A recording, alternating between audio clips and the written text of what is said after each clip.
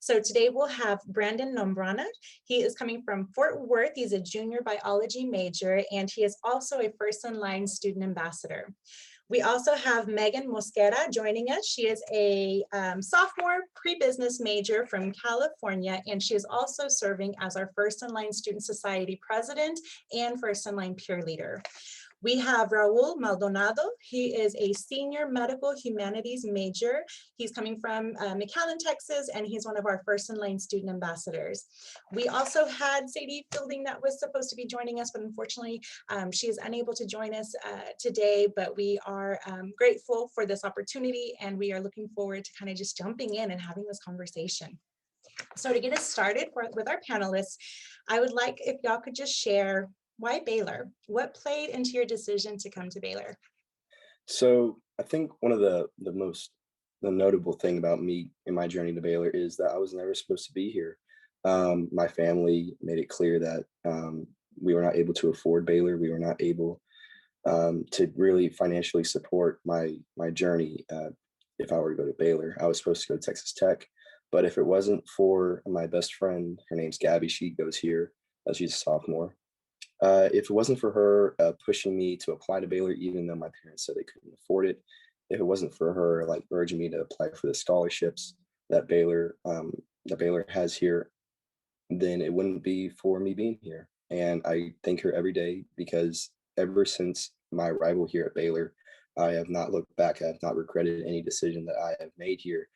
And this whole story that I have about my journey to Baylor really encompasses the idea of you don't know where you're going to end up, and it's okay that you don't know where you're going to end up. No matter what, God has a plan for you. He has, even if you can't see it, even if you're walking through a dark hall and you have no idea where you're going, you have no idea where you're going to end up, you have no idea who you're going to see on the way there, there's a special plan that He has for you, and eventually you will understand it, and eventually you will appreciate it. I am an out-of-state student, and Baylor was one of the only schools that I was interested that was, out of California. And I remember coming to Baylor for the first time. It was in the middle of July in 2018, and it was during a thunderstorm, and I was with my parents, and we were driving on our way to Waco, and I just remember thinking, I don't think I could handle the Texas weather. This is not something that my Californian self can handle.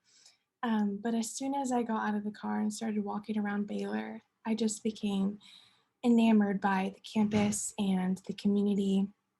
I just loved how Baylor just feels really like a campus, a college campus, and it was something that really fulfilled all of my dreams of what college would be like. And I knew that going out of state would be hard, but as soon as I started Baylor, I felt like I was at home, and the First in Line community especially has been a support for me, and I've been able to rely on my fellow first gen students as well as Michelle and the many mentors within this program. And I really admire Baylor's long history of tradition and its real emphasis on school spirit. I love all of the activities on campus. And I am proud to be a Baylor Bear now. This was not my first choice either. Originally, I was going to go to UT or NYU, and I had gotten into those schools, and my mom was like, why don't you apply for Baylor? And I was like, okay, let me apply for Baylor. And I got in, and my mom, she said, let's go visit it. You don't know if you actually want to go, let's go. So we came to visit, and I just felt like I needed to be here. I didn't know why. And that's when my faith was just growing too, during that time of transitioning from high school to college. My faith was growing, and I genuinely felt like it was God calling me over here. And how Brandon said, you genuinely don't know where you're going to end up, and that's okay. At first I was kind of scared. I was like, I don't know if I'll fit in, but I found my clique. I found First in Line. First in Line really did help me find my best friends. So yeah. Thank you. As a first generation student, how has it been navigating through Baylor, especially during this unprecedented time of COVID?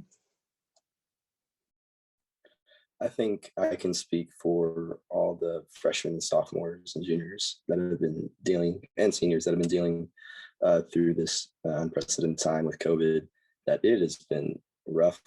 We have had things that we had planned on. We've had events that we were hoping to go to.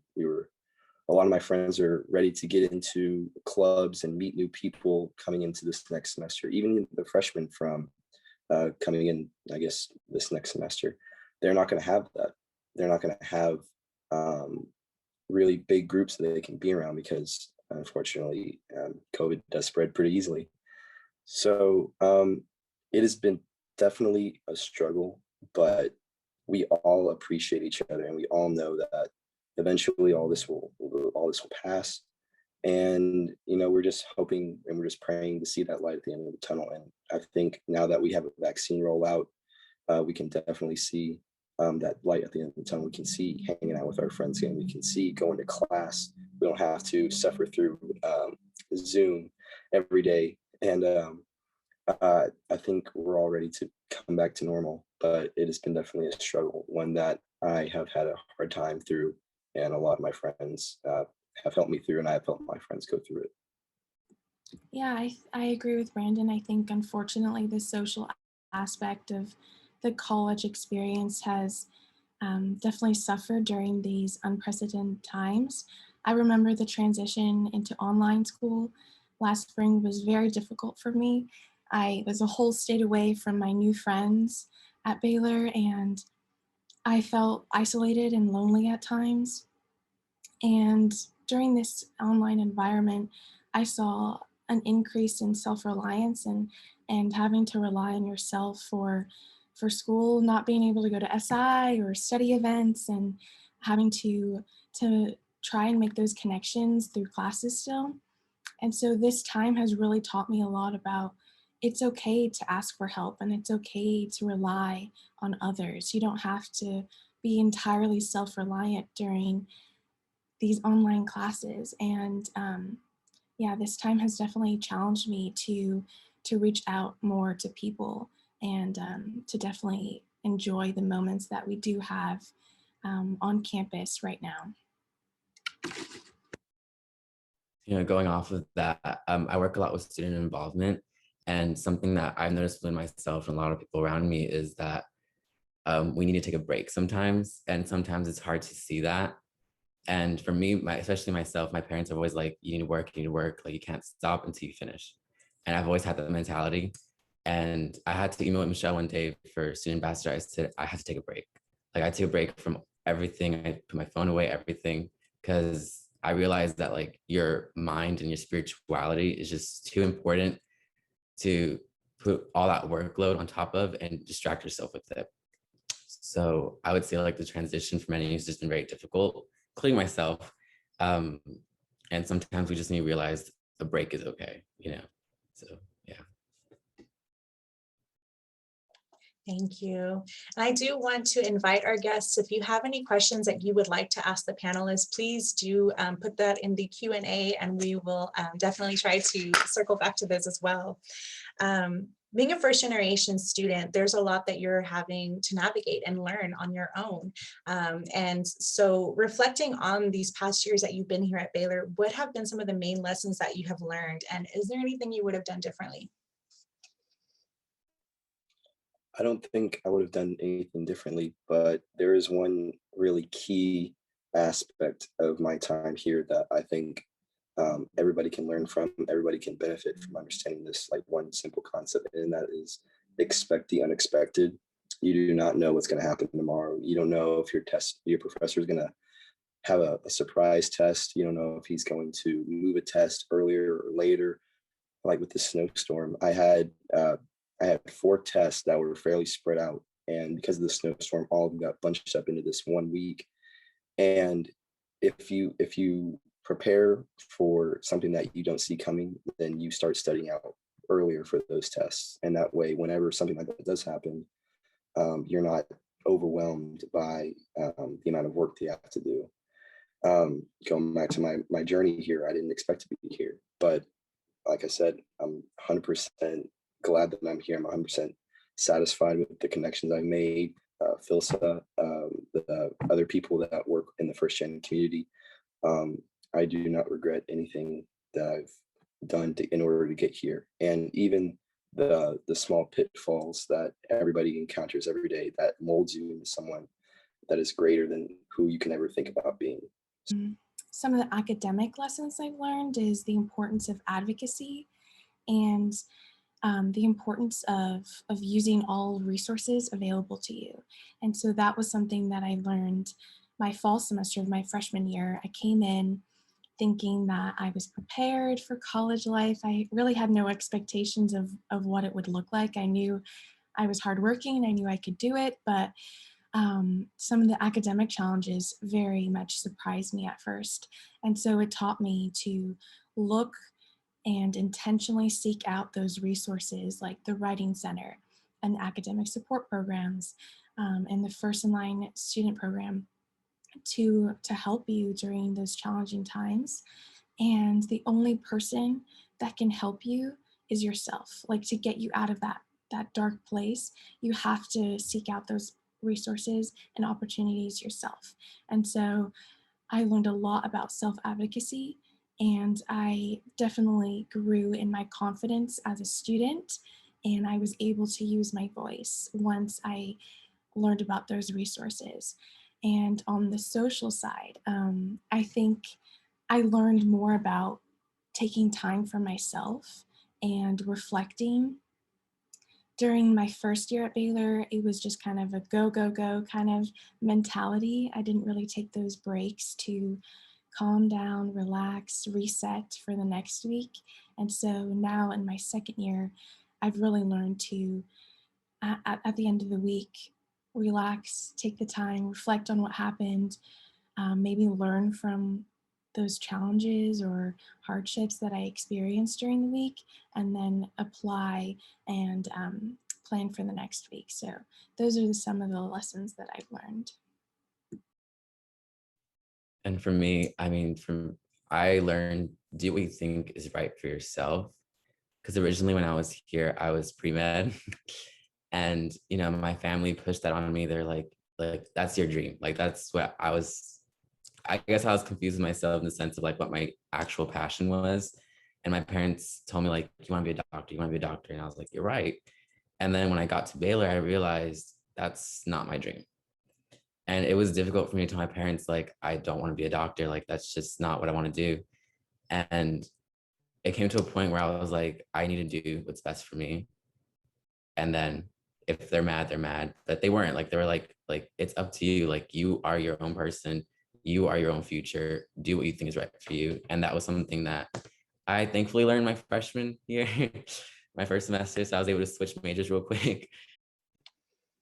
So we have a question that was submitted through our Q&A, and it's asking in regards to just getting to work with such wonderful students, such great students, and I can definitely attest to something that I have admired about working with our first online students is the passion to turn around and help other first generation students learn how to navigate not just Baylor, but higher education, and to be that support and that network.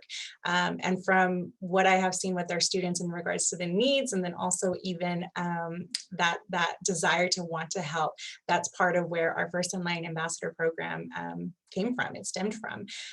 So one question that they have for you all is if y'all can just kind of speak to having utilized the First in Line program, how has that been a support to you, or has it helped empower you to be successful here as a student? I think the greatest part about working with Philsa is seeing other people, other students that are on the same track as you. They're just a year behind. And it's heartwarming to know that you are helping people get to where you are. You're helping people get to that next step, because they don't know how hard the next step is. They don't know how much time and effort and the willpower you have to get to that next step. And if you guide them, and if you mentor them, and if you just show them how to get there, it really molds yourself as a person. Like, even though we as student ambassadors are mentors, we're also molding ourselves through helping others. We're giving each other um, more leadership experience. We're helping ourselves by helping others. And I think that's just the beautiful part about being an ambassador for First in Line. I would have to say it's like seeing how Brendan said, like we're a community and just seeing that community succeed in so many things. And I just get so proud. Like I have a lot of friends that are in First in Line. And when they tell me I got an internship with like the top 10 like business like things. I'm not with business, I'm not sure what that is, but I get so excited for them. I'm like, oh my God, like that's so dope. Like I can't believe you got in, or other things like that. I just get excited for them. And it's good to know that like you're not alone in succeeding. And it's okay not to brag about it, but like to like tell your friends and for them to be happy with you. And yeah, that's something I love. So. I agree with Raul. I really enjoy getting to celebrate in each other's success. And a lot of my friends are involved in the First in Line community. And the basis of our friendship is in our shared experience as first gen students. So I've really enjoyed getting to meet and connect with other students from different backgrounds. And I love seeing them succeed. And as a peer leader, I really enjoy also sharing my wisdom and experiences with other mentees. So you're all on track. You're all on track towards graduation. That's the goal, and we will graduate. What legacy do you hope to leave as a first-gen alumnus? Not just my name with the title student over it, but my name with the title of mentor over it. I want to make sure that I'm not just helping myself or making sure myself gets to the next step or my end goal, which is become a physician, but I want to mentor those who have also the same goal to get to where I am and hopefully see them in the ER, hopefully see them in medical school. I would love to see every pre-med that I've ever helped with chemistry or biology. I would love to see them walk in the halls at medical school. And it's that part of your legacy should not just be about yourself, but getting others to where you also want to be or to where they want to be. For a lot of students, regardless if they're first gen or not, our college experience has had many highs and lows. And so I know that our legacies will definitely show a lot of hard work and perseverance. And I hope mine can show that other first gens are capable and possible. And the sky is the limit. I think in my experience, I could have never dreamed of being at a better college and having so many great mentors in my life. I've absolutely enjoyed being a part of the First in Line program. And so I hope in the future I can continue to be a source of encouragement for other first gen students. And I hope that I can become an involved alumnus once I graduate.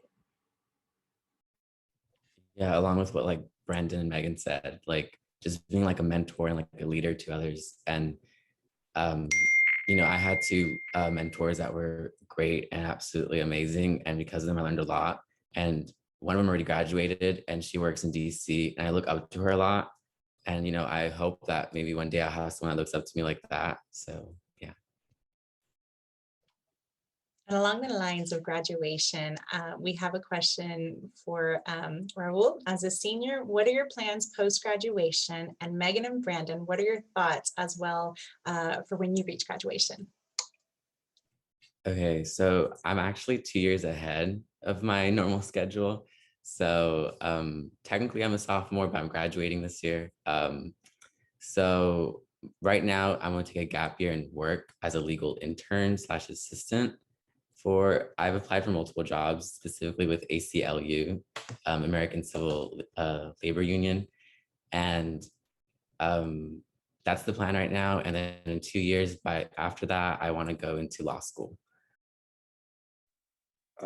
So I'm a sophomore. I'll be taking the MCAT as a junior next year in hopes of getting into a medical school. But I don't want to just go into the ER as a physician. I would like to apply for it's called the USPS scholarship. It's through the Air Force. I recently was made aware of a certain type of physician. It's called a flight surgeon, and they deal with it's basically a family practice doctor for pilots.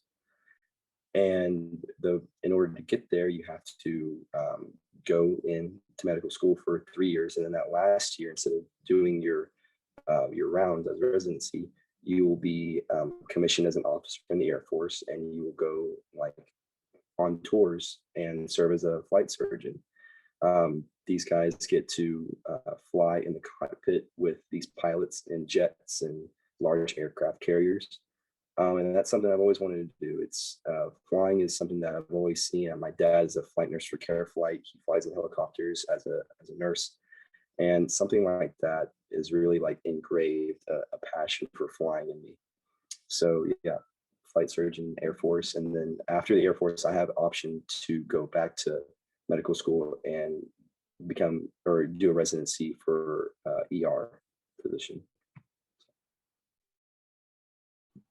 Yes, all very exciting plans. I am currently an accounting major, and I hope to earn both my bachelor's and master's in accounting by 2023.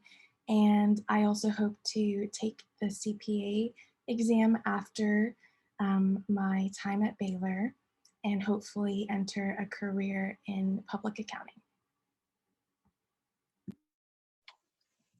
I love that. I always get excited when I hear of students' plans beyond Baylor and just how you'll continue to make that impact.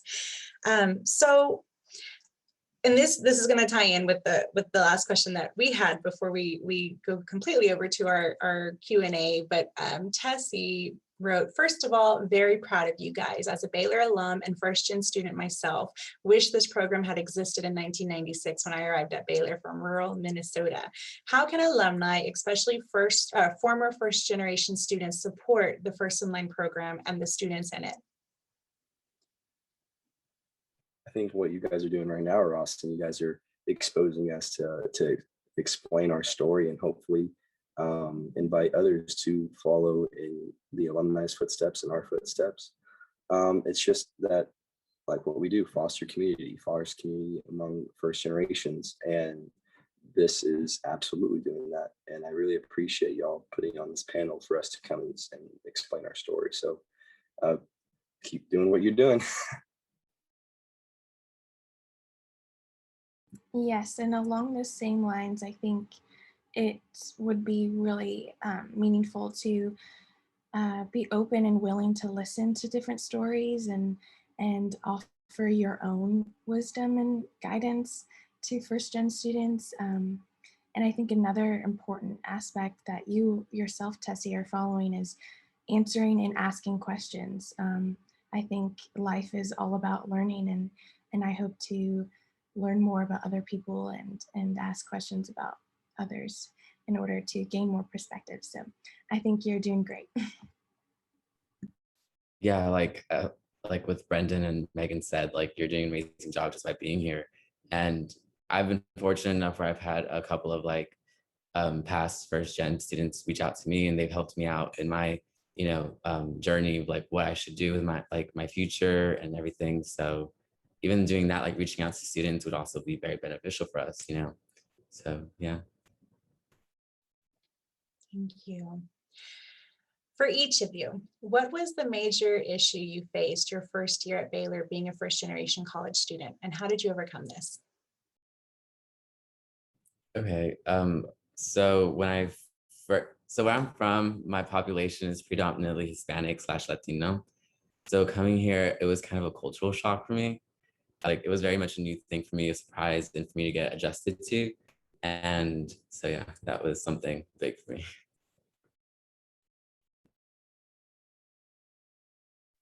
I think for me, it wasn't so much, it was more of the large societal aspect of college. Prior to this, I went to a very small high school. We graduated with only 16 people. And before that, I went to a private Catholic school. So before here, I had never really had that big type of school school experience. So whenever I get here, I am, oh wow, this is college. Everybody, you don't know anybody, you don't see the same. I see people different. I see different people every single day. Even in I'm a CL at Earl, I see new residents every single day, and it just speaks to how huge our community is as Baylor students. So I think that was the biggest thing that I need to get over was this is not high school. This is not middle school. This is a preschool. Yeah, like you're gonna meet new people, and the first in line community like really helped me meet new people. And if it wasn't for first gen, I really one I wouldn't be here. Two, I just really wouldn't have fostered that community as well as without first gen.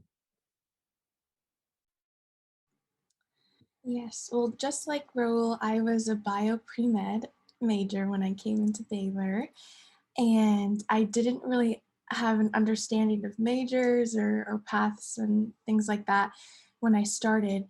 And so the greatest challenge was coming to that realization that medicine was not the path for me. And so I had a lot of difficulty coming to that. And I didn't understand that changing majors was, it's not a hard process. So I was definitely scared and afraid to make that change.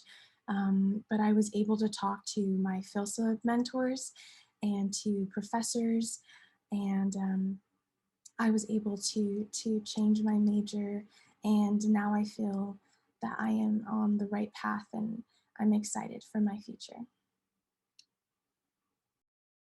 Thank you. What are some of the financial needs that we as alumni can raise funds for? I think one of the biggest financial difficulties that students face is the cost of textbooks. Any help with that would be phenomenal.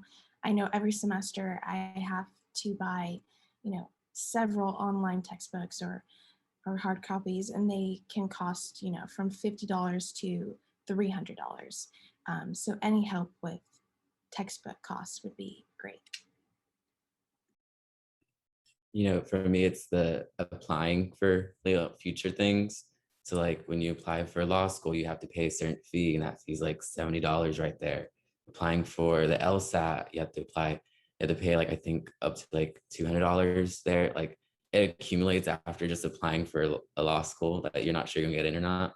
So that's something that I would also say we need help in as well. Definitely, like Raul said, applying for medical school, not cheap. Applying for the MCAT, absolutely not cheap. Applying for or getting MCAT prep courses, absolutely not cheap. They are very expensive. And in order to have a greater chance of getting medical school, you gotta apply to multiple medical schools, and hopefully you get an interview, and hopefully you get an acceptance through that. So any help with applying to postgraduate schools, that would be absolutely awesome. Thank you. And what is your favorite memory of campus so far? I think one that comes right to my mind I think it was either the second or third home game at Baylor. Me and my friends, every single game we were at the very front of the line to run the line, the Baylor line. And as soon as we run the line, we get across the field, we get to the part where the players come out. And in order to get to the seats, you have to run through the tunnels and up to the bleachers, or the yellow bleachers. That's where we are. So me, my friend Aaron, Jaden, and a few other guys were full speed running through the tunnel. And as we get towards the end of the tunnel, I don't know if any of y'all have run the line, Megan or Raul, but there is a very slick spot at the very end of that tunnel. And when you're going like 15 miles an hour, bolting toward like the bleachers to get a good seat, you can't brake as fast. You can't like slow yourself down. And we get to like the very front of like the pack that's running down this hall, and I see Aaron out of the corner of my eye sliding like he's on ice and just ram himself into the wall. I don't think, like, he was fine and he was laughing, but I don't think I've ever laughed as hard as I was laughing in that current moment. And throughout the night, as we got home from the game, he was like, "Oh, my knee, bro, it hurts so much." And it was that night that we also like we were in Earl and I lived on the fourth floor. They lived on the second floor. I took my mattress from my bed and I just went down the stairs with my mattress and we all just had like a I guess a sleepover because I never had really a lot of sleepovers when I was a kid. So we had a sleepover, we watched movies and we played some video games on the screen projector. It was just a nice time. It was awesome. I have another Baylor line story. So it was the first game, and I somehow managed to get myself in the front. And I was so nervous. So many people were just like pushing on you. It was overwhelming. But as soon as we got out, I just saw so many people tripping and falling, and I just kind of kept running. And I got to the part where they separate everybody for the football players to run through. And I couldn't find any of my friends. I was just like there for the ride. And they took a photograph of the students along that line. And a few days later, I just saw my face on every promotional ad for Baylor. It's just me screaming my head off at the game for the football players. And all of my friends, I didn't know where they were, but they were actually behind me and I could see them in the picture. So that's just a really funny memory that I have. Mine's also to do with like the Baylor line. There's like a picture, like it was like one of the very first games, and like someone had fallen in front of me, and I fell in front of them. But and there's a picture of me like falling on top of them. But my best friend like picks me up while we're running, and then like just like he's just like carrying me while like we're running. And I'm like, okay, I'll just like stay here. But yeah, that's like one of my favorite memories. I also have one more memory that is more of like a proud memory of myself. So last semester, my first semester as a student ambassador, Michelle came to me and asked if I wanted to do an Instagram takeover of for the Baylor Instagram. And at first I was like, oh, like what is that? And she explained it to me. It was like, oh, you go around like and you film like a day in the life of a first gen student, and they'll post it on Baylor's Instagram. And I remember being so scared. I'm like, oh, this is not going to be good. I'm going to have to make so many videos because I'm going to stumble. My words aren't going to connect right. And throughout the day, I got DMs and I got sent text messages like, oh, I see you on the Baylor line page or the Baylor Instagram page. And it was my friends. They were all hyping me up. They were all like really proud of me. And I told my parents about it. They were really excited. They have like a framed picture of the photo that they used to introduce me as a first gen student. So that was honestly one of the best memories I've had at Baylor, including the one where Aaron smashed into the wall. That sounds exhilarating and terrifying, the Baylor line. And I don't know if I blocked out when I ran, if I ran. So one of the questions we have is, what types of strategies does Baylor have for recruiting future first generation students? And are current Baylor students able to help with that? And so, yeah. One thing that I have been very excited to see is just the collaboration between departments. Admissions has been working very closely with First in Line to make sure that we're a part of the conversations, and even more importantly, that our students are part of those conversations about offering that honest dialogue and perspective and just their experience. Would any of y'all like to kind of share a little bit about what that has been like for you all? Yeah, Transfer Fridays, new student or Transfer Fridays. This is something that we do. I think it's like twice a month or once a month every Friday. We get connected with transfer students and try to reel them in to come to Baylor. And Michelle has me join these Transfer Fridays, and I just talk with the students if they're looking into Baylor. I tell them all about the Baylor traditions, like life as a student at Baylor. And it's awesome to know that you are directly impacting like an inflow of students and an inflow of new opportunity coming to Baylor. It just feels really good to have such a direct impact on future Baylor Bears.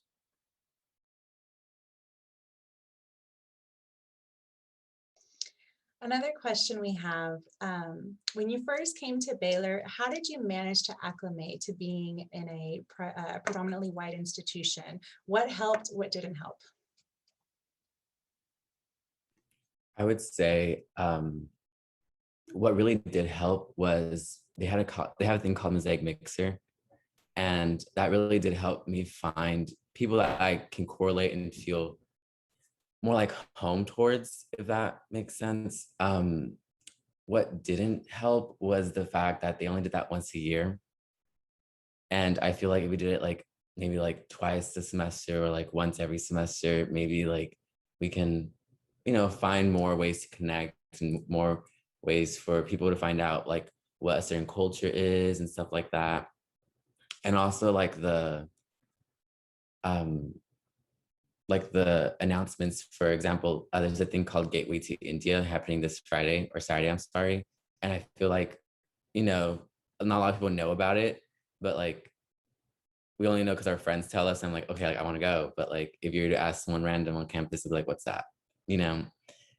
So I feel like that's something that we should be able to do is more advertisement for MA organizations. And I work closely to MA, so like I kind of know and understand a little bit more with that. But yeah. Besides helping with funds, what can we as alumni help FILSA students with?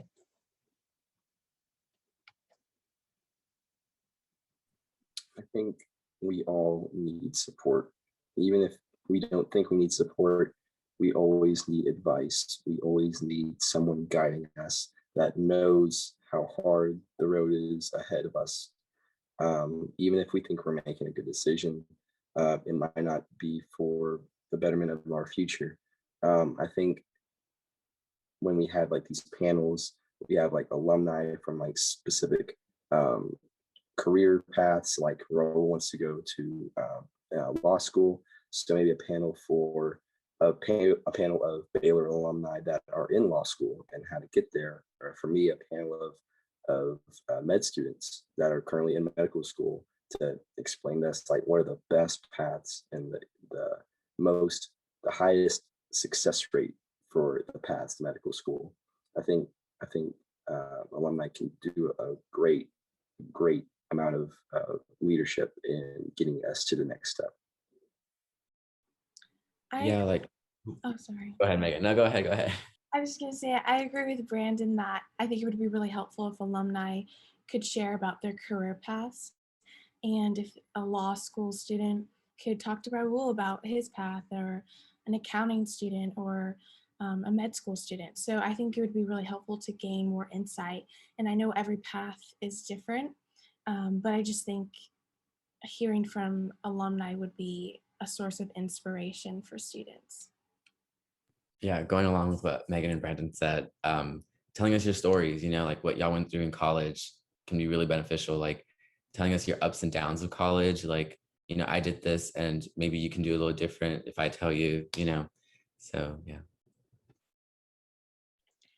And as future alumni yourselves, how do you plan to give back to the First and Line community here at Baylor? For myself, guide pre-meds, there are a lot of things that the freshmen don't understand. They can take summer classes at MCC. You don't have to take a high amount of reading classes such as like religion classes or philosophy classes here at Baylor. You can easily do it through a summer course at MCC. Just streamline the process, and I would definitely love to come back to Baylor and speak to first generation students or future med students, because I know that there's a lot that they don't know, because I did not know a lot about pre-med, and as a first generation student, I didn't really have like someone like my dad. My dad isn't a doctor, he's a nurse, so he doesn't really have like great connections and help me get to medical school. So I would love to be someone that can give them those connections.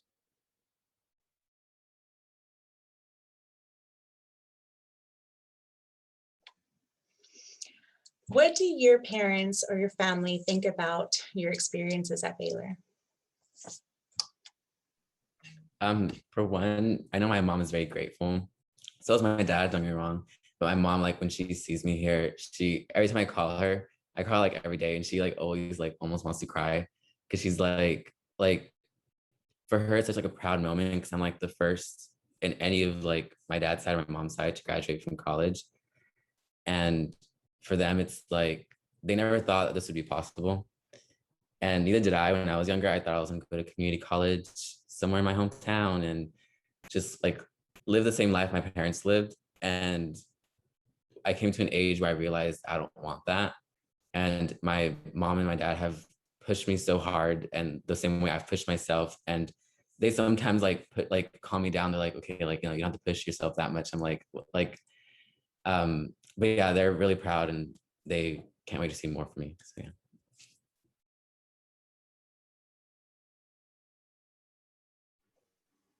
Yeah, I would agree. My parents are proud of me as well, and I'm the first in my family to attend college, but to leave the state of California as well. So I like taking them on this journey with me, and I call them every day. I share all of my experiences with them, and they're just really happy to hear that I am succeeding at Baylor and I'm enjoying my time here. And back to the story about the line, that picture that was all over Baylor, I sent it to my family and they were so excited. They sent it to everybody. So they're just very happy for me. Same as Megan and Raul. My parents are extremely grateful that they are putting the opportunity to send me to college. My dad's hard work throughout his years in community college to get his associate's degree and go to nursing school paid off. He always wanted um, a better life for his kids. And that was his main drive, to go to community college at night and then work at a window tinting shop during the day. He got very little sleep, but he understood that if he did this, his kids would have the platform for success. And once he got me here, once he helped me get to Baylor, he has been pushing me and he has been telling me it doesn't matter if you get bad grade on this test, make sure you do well or better on the next test. He has been that, not the engine to me, but he has been the spirit behind my journey here at Baylor. And my mom and my dad are extremely proud of what I've done here. They're extremely proud that I'm not just a student here, but I'm also a mentor for other people because they have mentored me.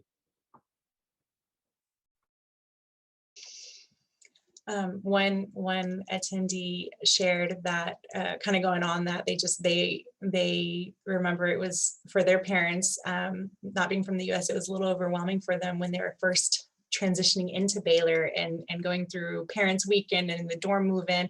How was that transition for your family initially? So for my parents, that was so new. I remember we came because we had to come in early for first in line, like a week early.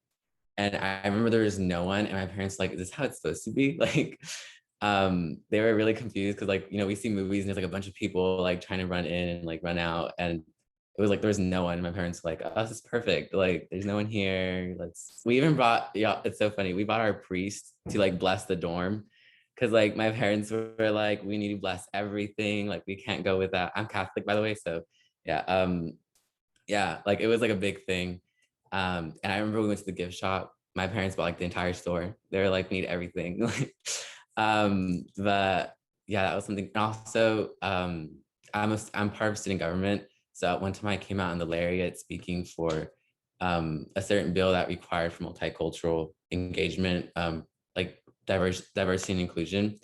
And when they saw that article, I remember my mom started crying. She's like, never have I been so proud in my entire life. And I was like hearing that, especially also from my dad, he also said that. When I heard that from my dad, that kind of hit me because I was like my dad, he's really hard to impress. That man like works hard for our family. And when he said that, like I remember I wanted to cry so bad, but I was in front of him and I was like, yeah. But yeah. Yeah, I had to arrive a week early as well for PhilSA.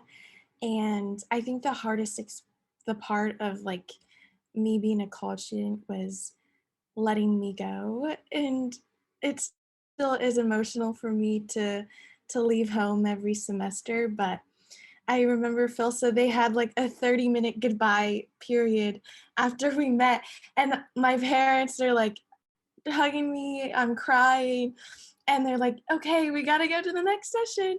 And so it was a little hard to say goodbye in that way, but they're just super supportive, and they're always on the end of the phone call waiting to hear what's going on. So they're great, yeah. I remember her. I don't really remember, but I remember the situation that I was in whenever I was getting left at school for the first time, like like kindergarten, and I was crying. I did not want to see my parents leave. I literally was like, there's a fence between the parking lot and the playground. I was like, Mom, don't leave me. My mom just wouldn't want to leave. She stayed there the whole day. And then whenever I get dropped off, I got dropped off a week early, like everybody else, for Philsa. Nobody was in the dorm. It was just me and my parents. And I remember my mom saying, "It's okay. I'll be like." She kept telling me, "I'm gonna be okay. We have prepared you enough for college. We have prepared you enough to be on your own." And hearing that for the first time, and not my mom saying, "Oh, don't leave me," because up to college, up to me arriving at college, she was like, "Oh, you're going to come back every weekend. You're going to come back," because I live in Fort Worth. It's like only an hour and a half away. Every weekend you're going to see us, and you're going to not miss it. And I remember her saying, "It's okay. We have prepared you for being on your own." They left the door. They left my dorm, and I just like sat back in my chair, like, wow, this is it. This is like the start of my life. This is the start of like really adulthood. And it really hit me hard for the first time, watching my mom, who has had such a hard connection on me ever since I was born, just easily like, "You got this." And it was really heartwarming for me. As a mama, all these answers are hitting differently. I'm not crying. Just in the last couple minutes that we have, are there any parting words that you would like to leave us all with today?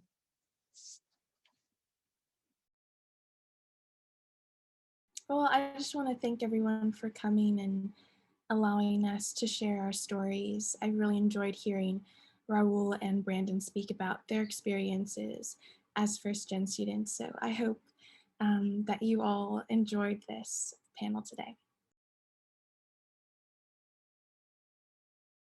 And I'm really thankful, as well as Megan, for the opportunity to come and share our story. Every person has a different story. Every person has different pitfalls that they've gone through, and it's important that the people that have gone down those roads that would like to do something different or have experience on something, it's important that they share their story with other people. And I don't know if I gave any advice to anybody, or I don't know if I shed light on something that someone didn't know, but I'm grateful that I'm able to have an opportunity to be an impact in someone's life. Along with what Brendan and Megan said, like, thank you for coming. We really like, I really did appreciate hearing Megan and Brandon's stories. I've never heard their stories, so it actually was kind of like heartwarming. But yeah, just thank you. And I want to thank you all, our panelists, for coming today and sharing your story and your journey with us. It truly is impactful and a powerful thing to be able to kind of just learn more about some of our students' stories and what your journey has been like, and how we can better support you. So this concludes the panel portion. I'm going to hand it over back to Ryan. Again, thank you to our panelists and attendees. Yeah, we appreciate you all so much. It's inspiring stuff as everybody starts to kind of sign off. I hope that everybody that got to tune in today, kind of leaves with that same sense of pride. Michelle has a great deal of pride in what she does for First in Line, and I know that myself and my colleagues and Baylor alumni, we meet alumni on a daily basis that they love Baylor, and they want to know that Baylor's still in good hands, and that Baylor is, continuing to provide great resources to great students. And it just keeps this constant churning of great people coming through Baylor and graduating. And I think we did ourselves proud today in terms of showing just 3 of what are many great stories going on at Baylor University. So again, thank you for being here. We appreciate you taking an hour out of your day to spend it with us. If you have any feedback, you will get an email from our office, the Baylor Alumni Office, that will have a recording of this event that you can listen to again. It'll have an opportunity to give back. So if you felt so compelled that you'd like to give back to the First in Line program and students, you can do so through that link. But then also a chance to reply to that email directly with feedback, or if you're interested in being more involved, we'd be happy to connect you with Michelle and her team, or if you would like to be more involved in alumni events and things like that in your area, I would be happy to connect with you and make sure we make that happen. So please stay engaged. And again, thank you so much for being here, and we look forward to having you at future Baylor alumni events. Thanks so much, everybody.